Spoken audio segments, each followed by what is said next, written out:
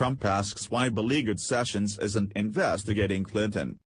Washington, President Trump turned up the pressure on his own Attorney General on Monday, calling him beleaguered in a tweet questioning why the Justice Department is not investigating Hillary Clinton. Mr. Trump's comments are remarkable because if the Attorney General, Jeff Sessions, is beleaguered of late, it is largely because of Mr. Trump himself. In an interview last week with the New York Times, Mr. Trump said he never would have nominated Mr. Sessions if he knew he intended to recuse himself from the investigation into Russian meddling in the Trump campaign. Those comments raised speculation that Mr. Sessions would quit, but he did not. Instead, Mr. Sessions said he would stay on as Attorney General as long as that is appropriate. Mr. Sessions has made it a priority to address violence, gangs and drugs, carrying out Mr. Trump's inaugural pledge to end American carnage. But his tense relationship with Mr. Trump has overshadowed his agenda at the Justice Department.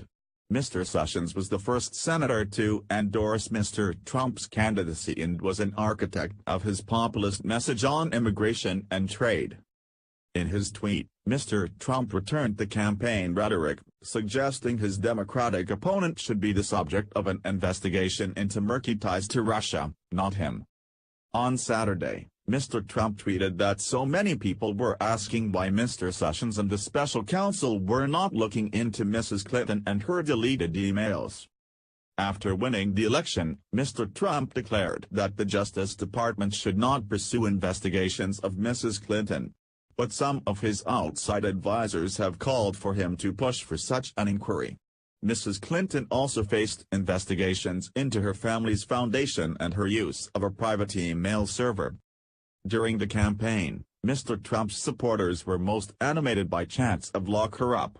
Those chants have continued at rallies Mr. Trump has held as president. The president's son-in-law, Jared Kushner, released prepared remarks early Monday ahead of his interview with the Senate Intelligence Committee, and said that he did not collude with a foreign government. Mr. Kushner and others associated with Mr. Trump's campaign have also talked to congressional committees as part of the lawmakers' investigations into the Trump campaign's ties with Russia.